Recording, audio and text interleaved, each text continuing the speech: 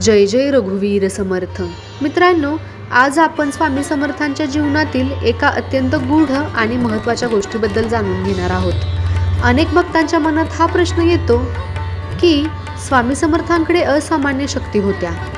ते अनेक भविष्य सांगत होते, लोकांचे संकटे दूर करत होते. तरीही त्यांनी एक अतिशय महत्त्वाची गोष्ट सर्वसामान्य लोकांपासून का लपवून ठेवली?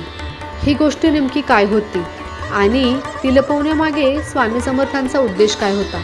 चला जाणून घेऊया.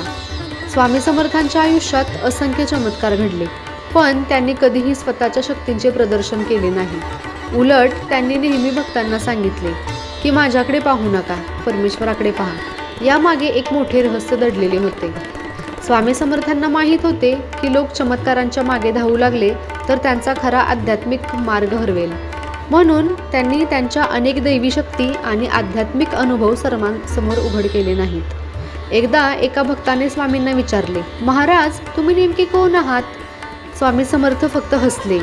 त्यांनी स्वतःची ओळख कधी स्पष्टपणे दिली नाही, कारण त्यांना व्यक्तिपूजा नको होती. त्यांना भक्तांनी त्यांच्या शरीराला नव्हे, तर त्यांनी सांगितलेल्या मार्गाला महत्त्व द्यावे असे वाटत होते. आजही अनेक लोक स्वामी समर्थांना भगवान दत्तात्रेयांचा अवतार मानतात, पण स्वामींनी कधी स्वतः याचा दावा केला नाही. मित्रांनो, स्वामी समर्थांनी लपवलेली खरी गोष्ट म्हणजे मनुष्याच्या आत असलेली दैवी शक्ती. होय, स्वामींना वाटत होते की प्रत्येक व्यक्तीमध्ये परमेश्वरांचा अंश आहे, पण जर लोक नेहमी बाहेरच चमत्कार शोधत राहिले तर त्यांना स्वतःच्या अंतर्मनातील शक्ती कधीच सापडणार नाही. म्हणूनच त्यांनी अनेक वेळा भक्तांना ध्यान, नामस्मरण आणि श्रद्धेचा मार्ग दाखवला. स्वामी समर्थ नेहमी म्हणत, भिवू नकोस, मी तुझ्या पाठीशी आहे. या वाक्यात खूप मोठा अर्थ दडलेला आहे.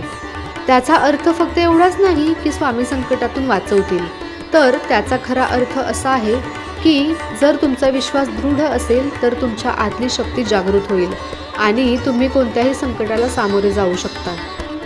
आजच्या काळात अनेक लोक सुख, पैसा आणि यश मिळवण्यासाठी धावत आहेत, पण मनशांती हरवत चालली आहे. स्वामी समर्थांनी लपवलेले रहस्य हेच होते की खरे सुख बाहेर नाही तर आपल्या अंतर्मनात आहे.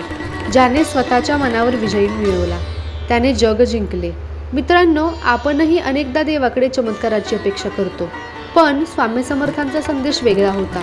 ते सांगत होते की श्रद्धा ठेवा, सत्कर्म ठेवा, नामस्मरण करा आणि कोणत्याही परिस्थितीत धैर्य सोडू नका. याच मार्गात खरा चमत्कार आहे. मित्रांनो, स्वामी समर्थांनी कोणतेही गुप्त रहस्य स्वतःसाठी लपवले नव्हते. त्यांनी फक्त लोकांना बाह्य चमत्कारांपासून दूर ठेवून आत्मज्ञानाचा मार्गाकडे वळवण्याचा प्रयत्न केला. त्यांचा खरा संदेश होता, स्वतःला ओळखा, परमेश्वर तुमच्यात आत आहे. जर तुम्हालाही स्वामी समर्थांवर श्रद्धा असेल तर कमेंटमध्ये लिहा, जय जय रघुवीर समर्थ. व्हिडिओ आवडला असेल तर व्हिडिओला लाईक करा. धन्यवाद. जर व्हिडिओ आवडला असेल तर व्हिडिओ नक्की शेअर करा आणि व्हिडिओ पाहण्यासाठी मनापासून धन्यवाद.